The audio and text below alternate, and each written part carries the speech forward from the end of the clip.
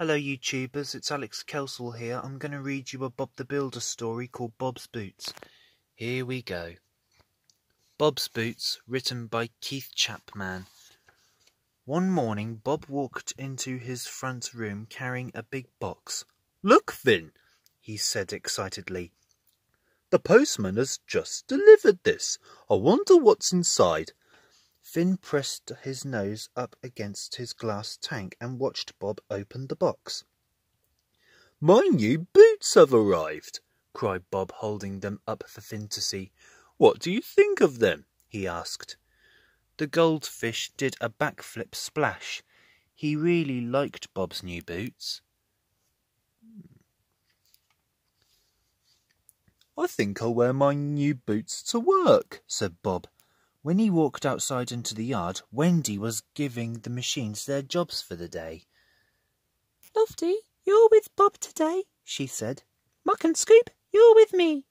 "Morning, Wendy," called Bob. "Morning, Bob," Wendy replied. Bob walked around the yard proudly. "What do you think of my new boots?" he asked them. "They're very smart," Wendy replied. Bob stopped and looked around. "Can anyone hear squeaking?" he asked. "I can't hear anything," said Lofty. Bob started to walk again and the squeaking came back. Squeak, squeak, squeak. "I can hear it now," said Wendy. "Hee hee," giggled Dizzy. "It sounds like mice." Lofty started to shake all over. "Ooh, don't say that, Dizzy. I'm scared of mice."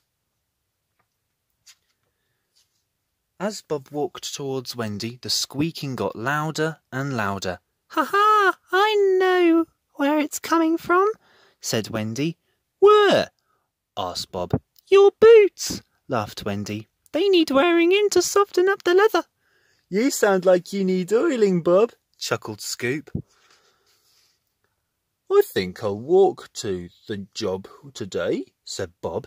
"I need to wear my new boots in. Come on, Lofty," he said, and waved goodbye to the others as they set off in the opposite direction. Lofty clattered slowly along with Bob walking behind him, carrying his lunchbox. Squeak, squeak, squeak. Further up the lane, Bird was listening to Travis and Spud, who were trying to work out the quickest way to Bob's yard. "You go left at the crossroads," said Spud. "I'm sure it's right," muttered Travis. "No, no, no," cried Spud. Just then Farmer Pickles came past, so they asked him to settle the argument. "They say the quickest way is usually as the crow flies," he replied. "It means the quickest way to get anywhere is to go in a straight line." "Come on, Travis," said Farmer Pickles. "We've got work to do." When they had gone, Spud turned to Bird and boasted. "I can run faster than any old bird can fly. I'll race you to Bob's yard." "Toot, toot," cried Bird as he flew off. In a nearby field, Lofty was trying to lift a heavy gate, but the strong wind was making it a bit tricky. "Careful now," said Bob as he helped lower it into place. "Phew! Time for lunch," said Bob as he opened his lunchbox.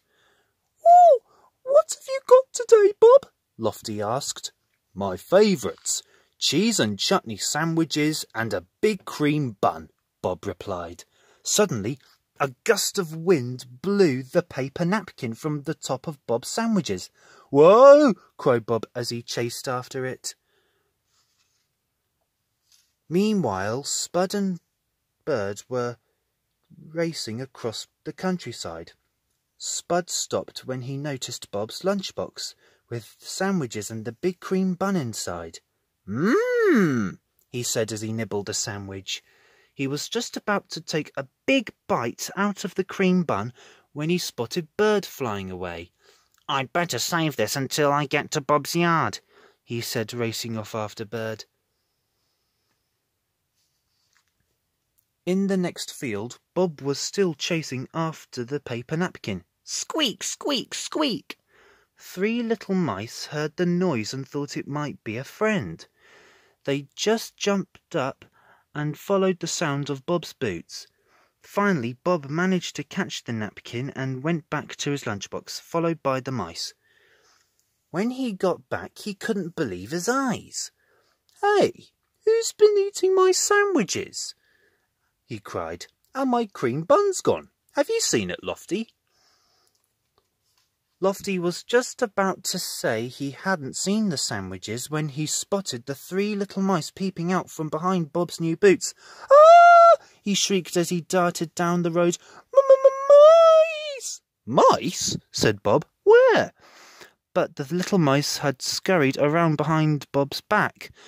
Bob chased after Lofty, and the mice chased after Bob's squeaky boots. "Come back, Lofty!" cried Bob. "Squeak, squeak, squeak!" Wendy, Muck and Scoop were filling a skip with rubbish from an old kitchen when Bird zipped overhead, followed by Spud. "Hello, Wendy!" called Spud. "Can't stop. Bye!" "What is going on?" puzzled Wendy. Back at the yard, Roly was snoozing and Dizzy was playing, when suddenly Lofty came roaring in. What's the matter, Lofty?" rumbled Roly sleepily. "Mice!" stammered Lofty. "They're chasing me!" Bob rushed into the yard after Lofty. "Look, Lofty, there aren't any mice. Look," said Bob, turning around. But this time the mice stayed still and spotted them. "Oh," said Bob. "Lofty, you were right." The 3 little brown mice looked up at Bob. Bob walked around in a circle and the mice followed him. "Ha ha! Look, they like my squeaky boots, don't they?" "I don't like mice, though," quivered Lofty.